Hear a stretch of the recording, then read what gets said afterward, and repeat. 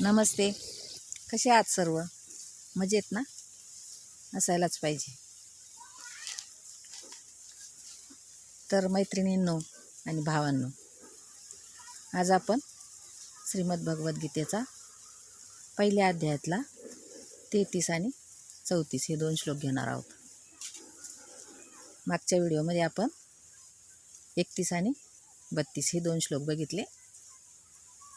आता आपण 33 आणि 34 हे 2 श्लोक घेऊ आणि मागचे पुन्हा परत एकदा त्याची उजळणी करू. तर आपण सगळ्यांनी पुस्तक समोर ठेवायचं आहे. आपण पुस्तक समोर ठेवूया, म्हणजे आपल्याला शब्द बघत आणि ऐकत शब्द आपल्या लक्षात येतील. तर आपण आता घेऊया श्रीमद भगवद्गीतेच्या पहिल्या अध्यायातला 33वा श्लोक. एषामर्थे कांक्षितं नो एषामर्थे कांक्षितं नो एषामर्थे कांक्षितं नो एषामर्थे कांक्षितं नो राज्यं भोगः सुखानि च राज्यं भोगः सुखानि च राज्यं भोगः सुखानि च एषामर्थे कांक्षितं नो राज्यं भोगः सुखानि च एषामर्थे कांक्षितं नो राज्यं भोगः सुखानि च. खालची ओळ 33व्या श्लोकाची. त इमे अवस्थिता युद्धे त इमे अवस्थिता युद्धे त इमे अवस्थिता युद्धे त इमे अवस्थिता युद्धे त इमे अवस्थिता युद्धे प्राणांस त्यक्त्वा धनानि च प्राणांस त्यक्त्वा धनानि च प्राणांस त्यक्त्वा धनानि च प्राणांस त्यक्त्वा धनानि च त इमे अवस्थिता युद्धे त इमे अवस्थिता युद्धे प्राणांस त्यक्त्वा धनानि च प्राणांस त्यक्त्वा धनानि च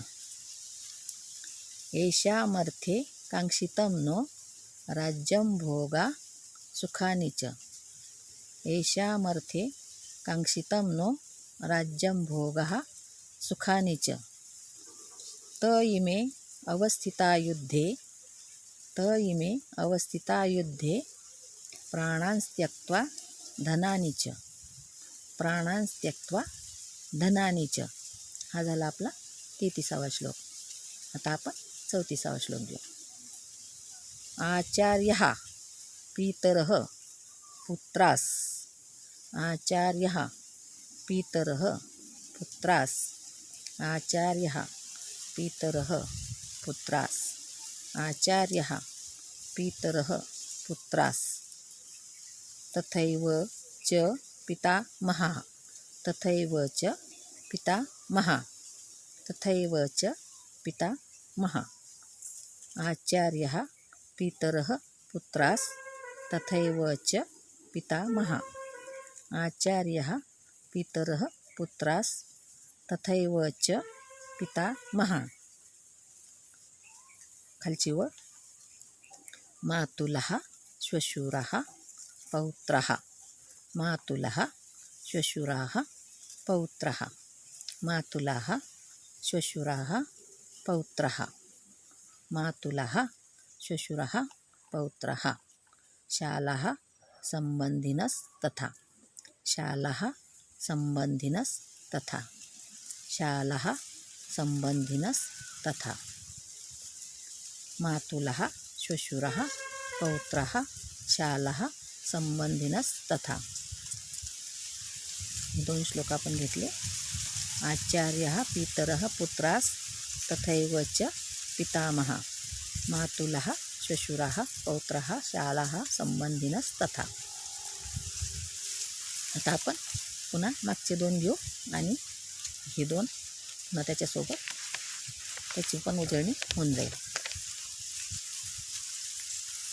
निमित्तानि च पश्यामि विपरीतानि केशव न च श्रेयो अनुपश्यामि हत्वा स्वजनमाहवे न काङ्क्षे विजयं कृष्ण न च राज्यं सुखानि च किं नो राज्येन गोविन्द किं भोगैर्जीवितेन वा येषामर्थे काङ्क्षितं नो राज्यं भोगः सुखानि च त इमे अवस्थिता युद्धे प्राणान् त्यक्त्वा धनानि च आचार्यः पितरः पुत्रास्तथैव च पितामहा मातुलः श्वशुरः पौत्रः शालः संबंधिनस्तथा. 2 श्लोक घेतले आपण आज. आपण मागच्या व्हिडिओमध्ये बघितलं की अर्जुनाने गांडीव धनुष्य खाली टाकून दिलेला आहे आणि तो भगवान श्रीकृष्णाला म्हणत आहे की माझे सगळे आप्तस्वकीय मला इथं समोर दिसायला लागलेत आणि यांच्यासोबत मला लढायचे हे मी कल्पनाच करू शकत नाही. त्यामुळं मी गांडीव धनुष्य खाली टाकून देतो आहे आणि मी युद्ध करणार नाही. आणि आजच्या श्लोकांमध्ये पण तो सांगतोय की हे सगळे माझे आचार्य, पितृगण, मातृगण, श्वशुर म्हणजे सासरे हे जे सगळे आहेत यांच्यासोबत मला लढायचे आणि यांच्यासोबत लढून आणि यांना मारून आणि मग मी सत्ता उपभोगायची, मग मी ऐश्वर्य उपभोगायचं, मग ते माझ्या काय कामाचं. त्यापेक्षा मी लढतच नाही म्हणजे सगळं जिथल्या तिथं होऊन जाईल. आणि मग असं सांगत असताना तो जेव्हा असं म्हणायला लागला अर्जुन, तर ते श्रीकृष्ण त्याला सांगू लागले की तुझा धर्म हा क्षत्रिय आहे. धर्म त्यामुळं समजावून सांगावा लागला भगवान श्रीकृष्णाला. आणि युद्धभूमीवरच भगवान कृष्णाला अर्जुनाला गीता सांगावी लागली. अर्जुन हा निमित्त होता, पण गीता खरं आपल्याला सांगायची होती. जो प्रश्न त्यावेळेस अर्जुनापुढे उभा होता तेच प्रश्न आपल्या पुढं सुद्धा कितीतरी वेळेस उभे असतात. बघा तुम्ही, आपण काहीतरी समजा करायला घेतो आणि पुढं आपले सगळे आप्तस्वकीय दिसतात. आपण काहीतरी कोणाला तरी वाईट बोलतो आणि आपले सगळे नातेवाईक हे आपल्यासमोर असतात.